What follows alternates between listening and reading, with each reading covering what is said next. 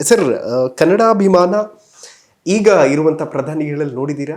ರಾಜಕಾರಣಿಗಳಿಗೆ ಭಾಷೆ, ಈ ನಾಡು, ಈ ಪ್ರದೇಶ ಇಲ್ಲ. ಅವರಿಗೆ ಚುನಾವಣೆಯಲ್ಲಿ ಗೆಲ್ಲಬೇಕು, ಇಷ್ಟು ವರ್ಷ ಆಡಳಿತ ಮಾಡಬೇಕು, ಅಷ್ಟೇ ಇರುವಂತದ್ದು. ನಿಮ್ಗೆ ಯಾವ್ದು ಧಮಕಿಗಳಿರ್ಲಿಲ್ವಾ ಸರ್? ಧಮಕಿ ಜೀವನದಲ್ಲಿ ಬೇಕಾದಷ್ಟು ನೋಡಿದೀವಿ.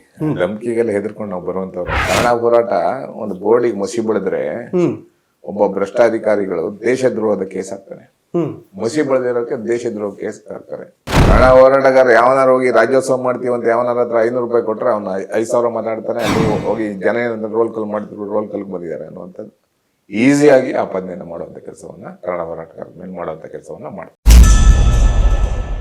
ಸರ್, ಮನಮೋಹನ್ ಸಿಂಗ್ ಅವರನ್ನು ಭೇಟಿ ಮಾಡ್ತೀರಿ, ಯಾವ ವಿಚಾರಕ್ಕೆ ಭೇಟಿ ಮಾಡಿದ್ರಿ ಅಂತ? ಅದು ಶಾಸ್ತ್ರೀಯ ಸ್ಥಾನ, ಕನ್ನಡಕ್ಕೆ ಶಾಸ್ತ್ರೀಯ ಸ್ಥಾನ ಕೊಡ್ಬೇಕಂತೇಳಿ ಇಲ್ಲಿಂದ ಟ್ರೈನಲ್ಲಿ 3 ಡೇಸ್ ಹೋಗಕ್ಕೆ 3 ಡೇಸ್ ಬರೋಕೆ ಅಲ್ಲಿದ್ದಿ ದೊಡ್ಡ ಹೋರಾಟ ಮಾಡಿ ಅವರಿಗೆ ಮನವಿಯನ್ನ ಕೊಟ್ಟು ಕರ್ನಾಟಕದ ಬಗ್ಗೆ ಅತ್ಯಂತ ಖುಷಿಯಿಂದ ಮಾತಾಡಿದ್ದಾರೆ.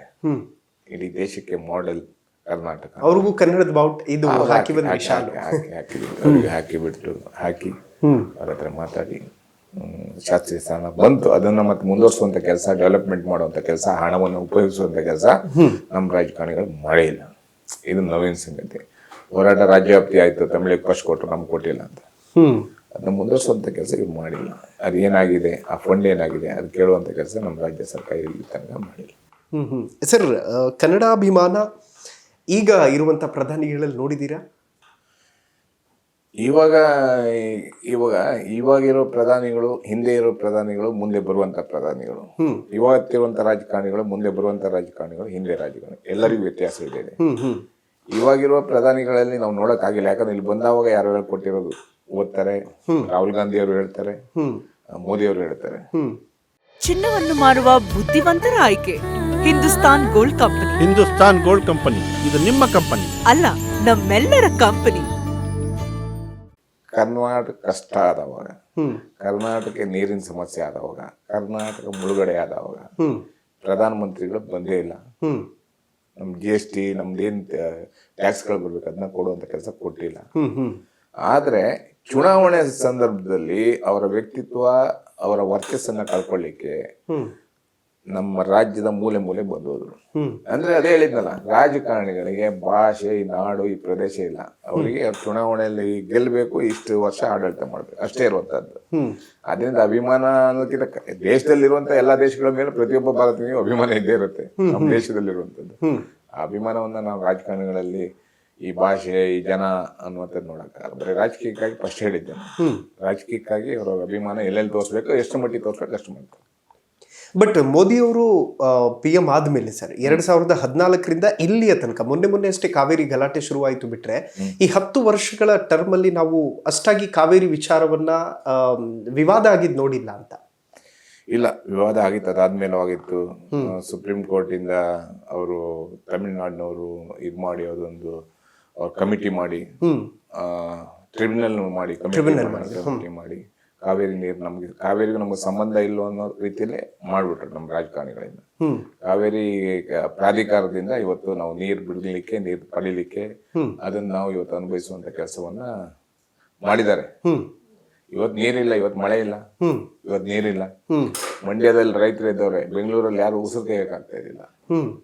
ಇವತ್ತಿನ ಪೊಲೀಸ್ ವ್ಯವಸ್ಥೆ ಮತ್ತೆ ಸೋಷಿಯಲ್ ಮೀಡಿಯಾ ಎರಡು ಯಾರು ಏನ್ ಮಾಡ್ತಾರೆ, ಏನು ಎಂತ ಅನ್ನೋಂಥದ್ದು ನೇರವಾಗಿ ಸಿಗಾಕೊಂತಾರೆ. ಮುಂಚೆ ಹಾಗಿದ್ದಿಲ್ಲ. ಹೋರಾಟ ಮಾಡಿದ್ರೆ ಯಾರು ಹೋರಾಟ ಮಾಡಿದ್ರು ಅಂತೇಳಿ. ಇವತ್ತು ಹೋರಾಟ ಮಾಡ್ಬೇಕಾದ್ರೆ ಹುಡುಗರು ಬರ್ಬೇಕಾದ್ರೆ ಯೋಚನೆ ಮಾಡ್ತಾರೆ, ಯಾರೋ ಒಬ್ಬ ಆಗದಿದ್ದ ಮತ್ತೊಬ್ಬ ಫೋಟೋ ಹಾಕಿ ಪೊಲೀಸಿಗೆ ಕಳಿಸ್ತಾರೆ. ಕರೆಕ್ಟ್, ಹೌದು. ಕನ್ನಡ ಹೋರಾಟ ಒಂದು ಬೋರ್ಡಿಗೆ ಮಸಿ ಬೆಳೆದ್ರೆ ಒಬ್ಬ ಭ್ರಷ್ಟಾಧಿಕಾರಿಗಳು ದೇಶದ್ರೋಹದ ಕೇಸ್ ಹಾಕ್ತಾನೆ. ಮಸಿ ಬೆಳೆದಿರೋಕೆ ದೇಶದ್ರೋಹ ಕೇಸ್ ಹಾಕ್ತಾರೆ. 20-25 ಜನ ಹುಡುಗರನ್ನ ಜೈಲಿಗೆ ಹಾಕಿದ್ರೆ ಅವರಿಗೆ ಬೇಲ್ಗೆ 5,000 ರೂಪಾಯಿ ಅಂದ್ರೆ ಎಷ್ಟಾಯ್ತು? 1.25 ಲಕ್ಷ ಬೇಲ್ ಕೊಡ್ಬೇಕು. ಎಲ್ಲಿಂದ ತರ್ತೀರಾ ಹಣ? ಎಲ್ಲಿಂದ ತರ್ತೀರಾ? ಅವ್ರು ಜೈಲಲ್ಲಿ ಇರ್ಬೇಕು, ಅವ್ರನ್ನ ಬಿಡ್ಸ್ಕಾ ಬರ್ಬೇಕು, ಆಮೇಲೆ ಕೋರ್ಟಿಗೆ ಓಡಾಡ್ಬೇಕು. ಎಷ್ಟು ವರ್ಷ? 10 ವರ್ಷ, 12 ವರ್ಷ ಲಾಯರ್ ನೀಡಬೇಕು. ಯಾರು ಕೊಡ್ತಾರೆ ಹಣ? ಸಮಸ್ಯೆ ಅಲ್ಲಿಂದ ಸ್ಟಾರ್ಟ್ ಆಗ್ತವೆ. ಅದರಿಂದ ಕನ್ನಡದ ಹೋರಾಟ ಮಾಡುವಂತದ್ದು ಮುಂದಿನ ದಿನಗಳಲ್ಲಿ ಕಷ್ಟ. ನೀವು ರಾಜಕಾರಣಿಗಳು ಯಾವ ರೂಪದಲ್ಲಾರು ಹಣ ಪಡೀರಿ, ಅದಕ್ಕೇನಿರಲ್ಲ. ರಾಮನ ಹೆಸರೆಲ್ಲ ತಗೊಳ್ಳಿ, ಕೃಷ್ಣ ಹೆಸರು ತಗೊಳ್ಳಿ, ಇನ್ನೊಂದು ಹೆಸರು ತಗೊಳ್ಳಿ, ಅದ್ರ ಹಾಕಿರಲ್ಲ.